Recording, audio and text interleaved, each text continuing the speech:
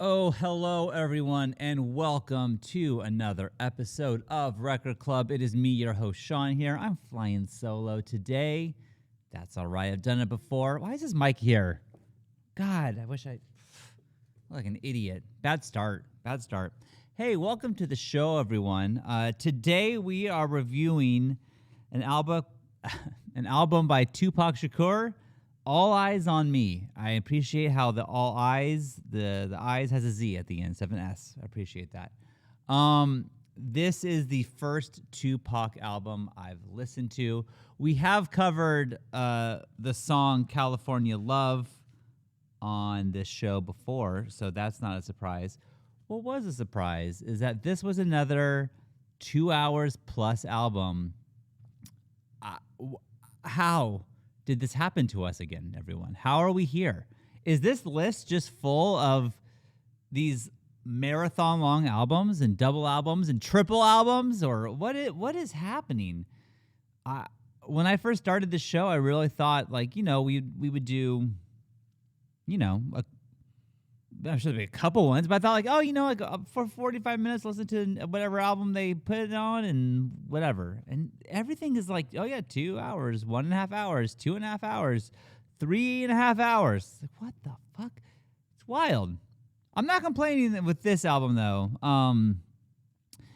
I will be totally honest with you guys, which I think I say every episode. So at this point, I think you got it. I think you know that I'm honest on this show.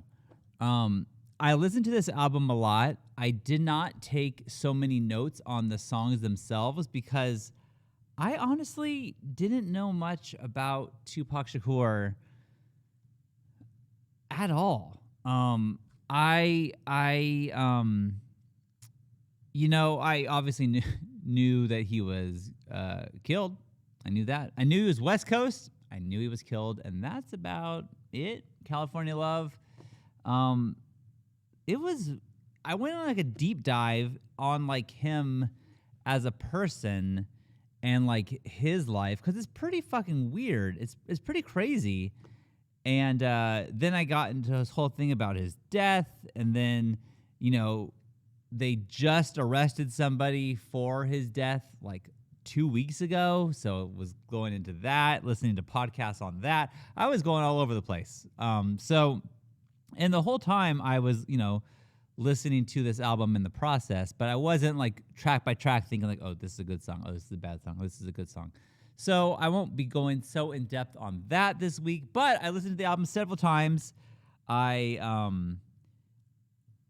will say overall, I think I have, and you guys, that I'm just dipping my toe into like gangster rap or like rap in general. Like, I don't know much about it, honestly. I will say that like with what I know with like Snoop Dogg and Tupac, and now what I've learned with the Wu-Tang Clan, and we've covered these things. I feel like I enjoy the West Coast vibe more. I think it definitely, from what I have heard, is more like more laid back, if you will. And I know that this is Tupac's fourth album, and I know that his earlier ones were more centered around violence or whatever he was seeing, or like just like just whatever. It was more politically motivated than this album in particular was more about fucking partying and being enjoying the thug life, as they say. So it's I just have I put it on and I hear like that like in the background, like, oh yeah, I like this. Like I just feel more like, oh, I heard this riding my bike around Pacific Beach when I was a kid, stuff like that. So like I kind of think I like the West Coast more than the East Coast a little bit. So let's talk about the album a little bit. Let's talk about who Tupac was a little bit. I think he'll probably be on this list again. I think. But we'll go through this album. So Tupac, I did not know Tupac went to a performing arts school as a kid. I had no idea. Tupac went to like essentially the same kind of school that I went to. I went to performing arts school from like preschool to 5th grade. And in that art school, you did theater, you did dance, as we all know, the Wynn's dance class, the ballet. Like Tupac was doing ballet. Would have never guessed that.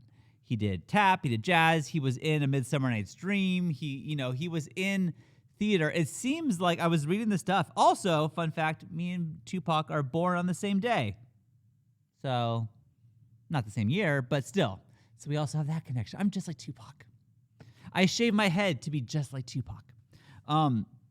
So I think that, he had definitely a theatrical background. He was really into poetry, which I think later kind of shows with what he ended up, with rapping and stuff like that. I heard a couple of other songs from his other albums that were more politically motivated, and it do seem like, oh yeah, he's just like, this is poetry. He's just, rapping on it, So also, he was like super close, and they met back in I think some theater thing. Jada Pinkett Smith, or Jada Pinkett at the time. So they were like super tight. She says that like they had a love that was like beyond friendship. It was like a brother or sister thing, the kind of relationship you only have once in a lifetime. So they were like real tight. I guess he also dated Madonna for a little bit. That's interesting. So, though, this is his 4th album. This album is very long, as we've already established. I think the first song I had heard a lot before. It was really good. Where's my list of songs I got right here? Ambitions. Mike Tyson mix. Interesting. Oh, that's never mind. Take it back. Ambitions as a writer. Fun fact too. There's like a billion cameos on this album. There's there's so many songs that he just had everyone he knew.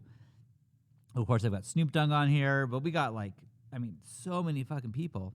The one song in particular that I want to talk about, and not saying anything good or bad about the rest of the songs yet, but the song "What's Your Phone Number" is maybe one of the craziest songs I've ever heard, where he straight up is just having phone sex with this girl, and it is the most graphic.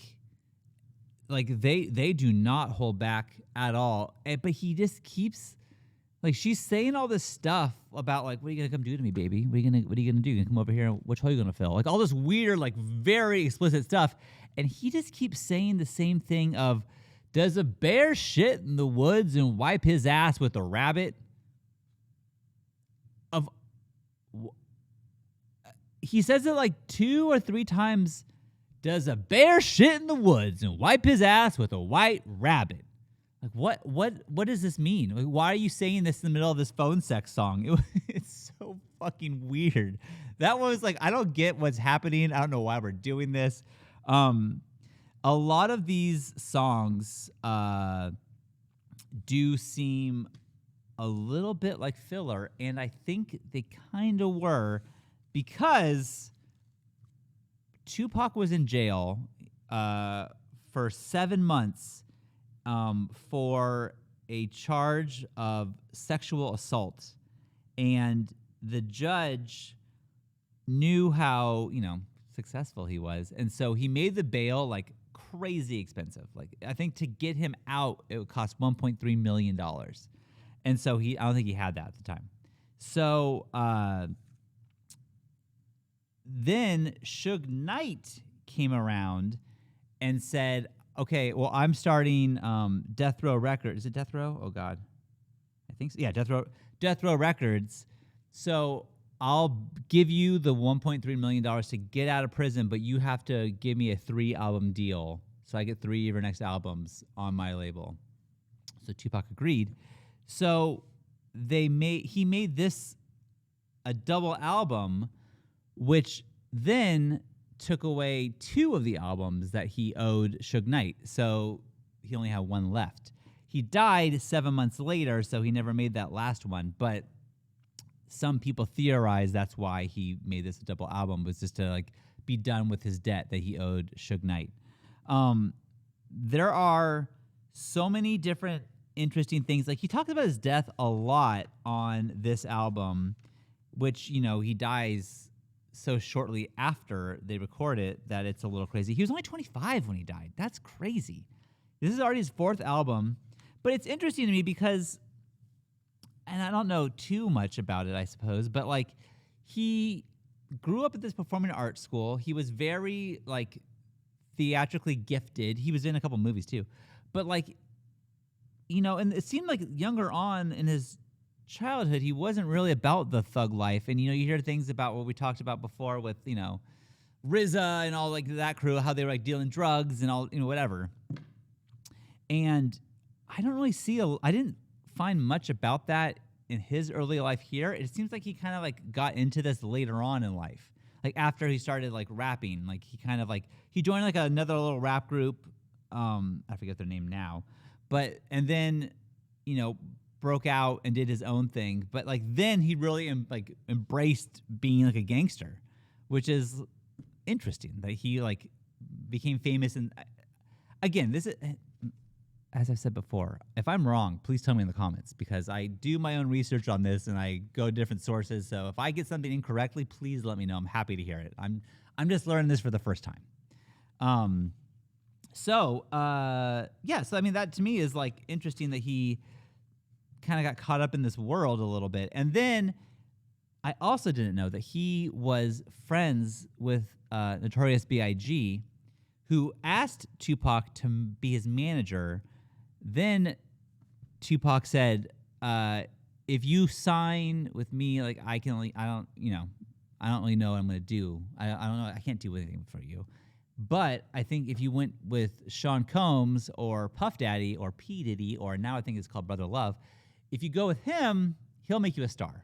And so they did that. They had a falling out at some point. I couldn't find out why they had a falling out, but like for a while, you know, Puff Daddy, Tupac, Notorious B.I.G., they were like friendly, and like they kind of like rolled in the same circles a little bit, even though they were different sides of the coast. Like this is like before, I guess, this crazy, you know, I always heard about the rap battles or like the you know, like how like East Coast, West Coast rapping stuff. But like before it got like really crazy, I guess they were kind of friends.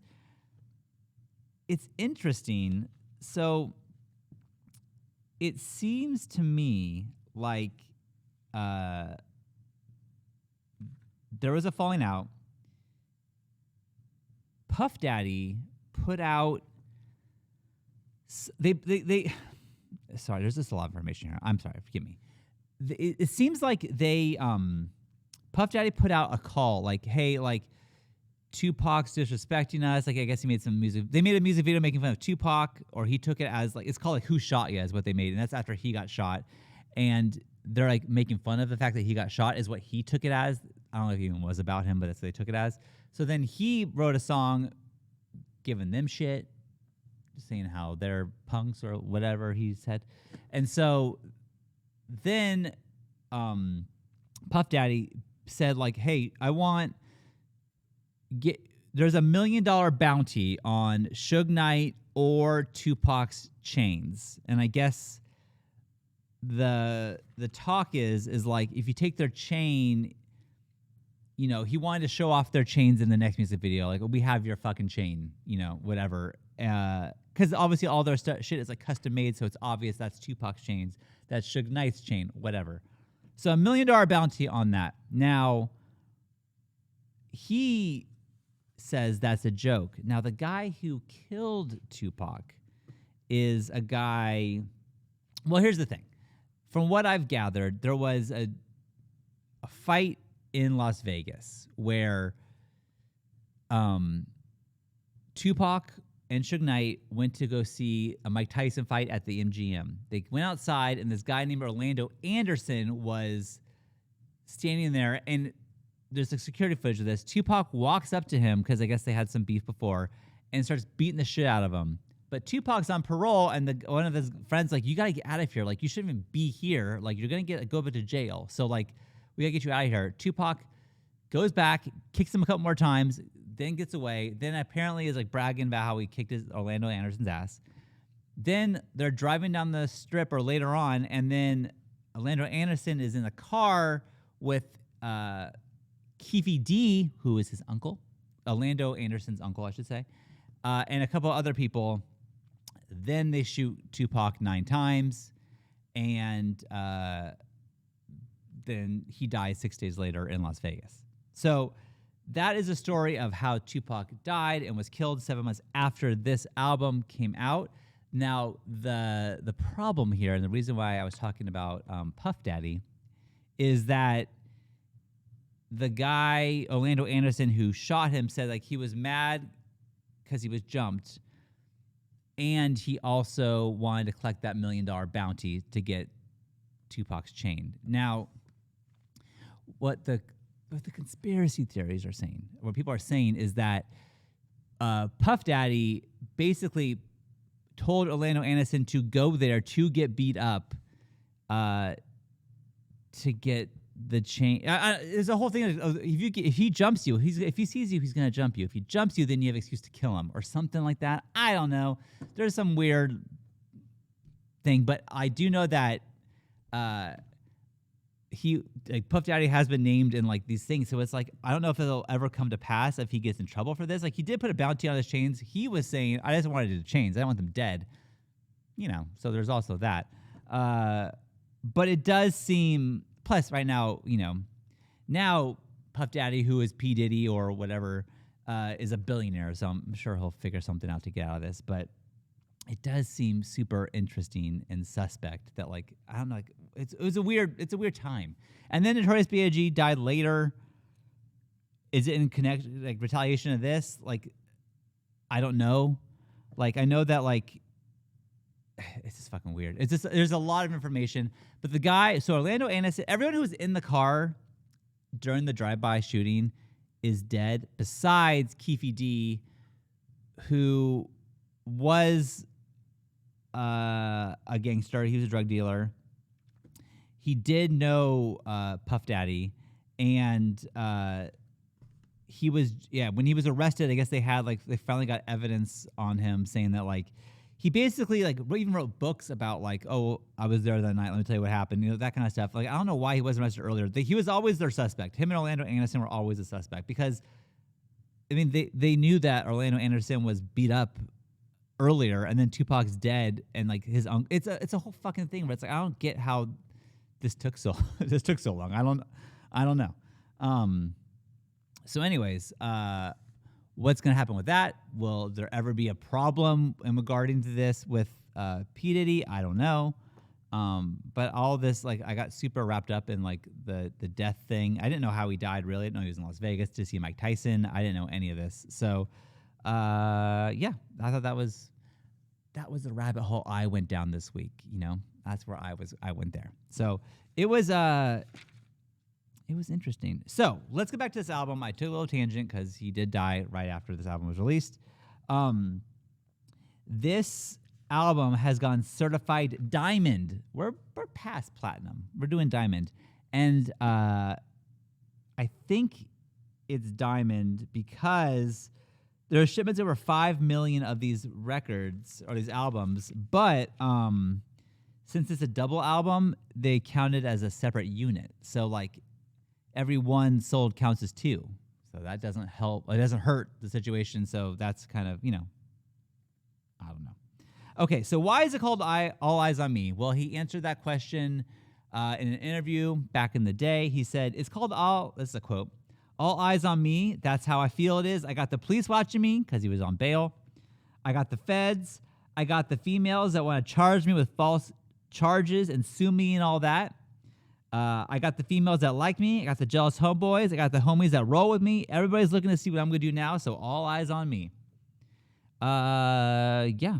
So about that, he was in jail for that sexual assault charge, or he wasn't even charged yet, I don't think. I think it was still I don't think he was charged yet. I think it was like he was still accused of it, but he was just in jail waiting for the trial, and then the judge made his bail so much money. But there was something like I think the girl eventually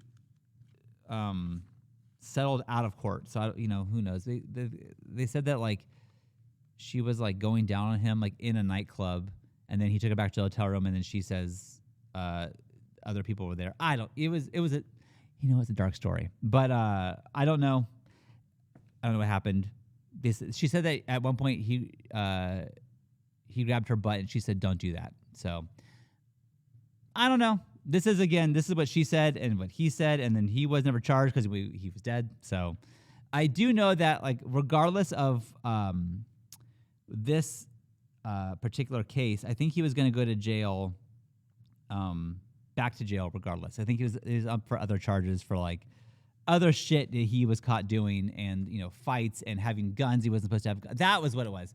So the girl eventually, I think she dropped her accusation. I think, they could have just paid her off like quietly, and then that's been known to happen before. So maybe they, gave her a certain amount of money and she's like, never mind, and then whatever. But they did find firearms he wasn't supposed to have in that room when this whole thing happened. So then he was going to go to jail for that regardless. So there's some Tupac information. Back to the album.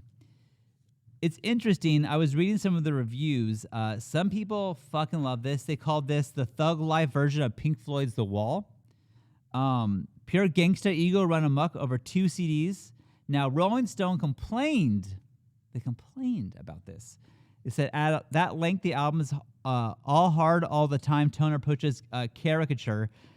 Nonetheless, the album was included in the magazine's essential recordings from the 1990s and now has made this list. So at first, when they reviewed it, they didn't really like it. But later on, I guess they found that it was important. I think also his death. I mean, it was a huge success. Like he released it, and it was like number 1. So like it was like a huge deal. But Rolling Stone didn't like it at the time. Okay, so let's talk about a couple songs. I already said I like the song "Ambitions" at the Ryda. "No More Pain" was a good song. "California Love" obviously is probably my favorite song on this. "Can't See Me" featuring George Clinton. That's pretty good. But again, there's so many fucking songs that I'm not gonna go through each one. We got it. We got the gist. It's fine. Was there anything else I want to talk about Tupac? Oh, yes. Sorry, that was so loud. Yes. So he was in some movies, as I said before. There was a rumor, and I think this may have been confirmed, that he was going to go read for George Lucas for the Mace Windu role, and that George Lucas really wanted Tupac to be Mace Windu. George Lucas, who had worked with Samuel L. Jackson in the past, asked Samuel L. Jackson, "Can you get in contact with Tupac for me? I want him to read for this part and see if he'd be good for Mace Windu." And then before he could read for him, he was killed. And then George Lucas gave the part to Samuel L. Jackson instead. And some people theorize that Mace Windu has his head shaved out of as like a tribute to Tupac, is what was guessed. People said that. So is that true? I don't know. I do know that he was supposed to read for Mace Windu, which that would have been crazy. So that's the last thing I think I want to say about Tupac. I don't think there's anything else. His life is pretty crazy. If you're interested at all, like I kind of gave you a really quick little snippet of what I learned, but I learned so much. It was kind of like overload a little bit, where there's so many, especially like with rap names, like, oh yeah, Bubble Up was driving the getaway car, and it's like I get lost a little bit. So there's so many players in this particular story that like I got a little bit confused, but I will say that is super interesting. So if you have more info on Tupac, you think there's a place I could like look into it, because I'm curious to keep looking. I didn't know anything about him really. So anyways, that is Tupac, All Eyez on Me. Now, when I rank this album, I really feel like you had a solid 10 songs on this, but 2.5 hours was just way too much for me. So I think I'm going to give it 2.5 pieces of vinyl, which is ironic because I said that I like West Coast rap more than the East Coast rap, but this is getting a worse score than the other two East Coast rap albums I did. But I think it's just because the length of it. But the vibe overall I liked more. If that makes sense. I don't know. Okay. Let's see what Rolling Stone has to say about this. Okay, here we go. Okay. Tupac wanted it all, credibility and success. Murderous lyrics and voice of a generation, gravitas on his fourth and final album. He briefly gets it. Over 2 sprawling discs, Pac empties his brain out of the contradictory impulses. The Dr. Dre track California Love became a huge house party hit, but what unifies the album through the array of different producers and guest stars is Pac's charisma and his struggles with mortality. It's similar to Rhythm Nation, but thugged out. Forgive me, Janet. How weird that that's in this, and I just did Janet Jackson Rhythm Nation. I'm telling you. Stars are aligning in weird ways. That's crazy. That's really weird. Anyways, I don't think this is like Rhythm Nation at all. Now that I've heard that, I disagree with whoever wrote this. Hard disagree.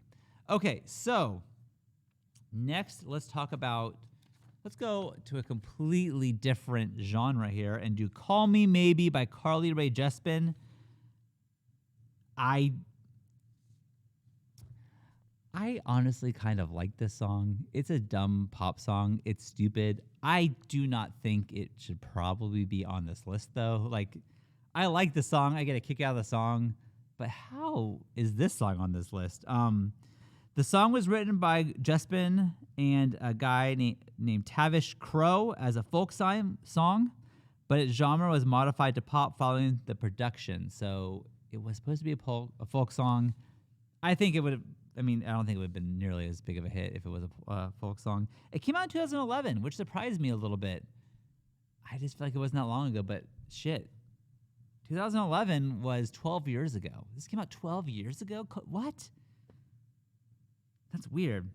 The genre for this, bubblegum pop. So, yeah, it was a huge hit. I will say, I'm not going to go too much further into Call Me Maybe. I think we all got it. If you've never seen the music video for not this song, but I Really Like You by Carly Rae Jepsen, check that shit out. It stars Tom Hanks, and it really does, and it's just him lip-singing this song. And I don't know why Tom Hanks did it. I think it's hilarious. That's a good video. The Call Me Maybe music video, whatever, not so good. I mean, how is it on this list? I don't get it.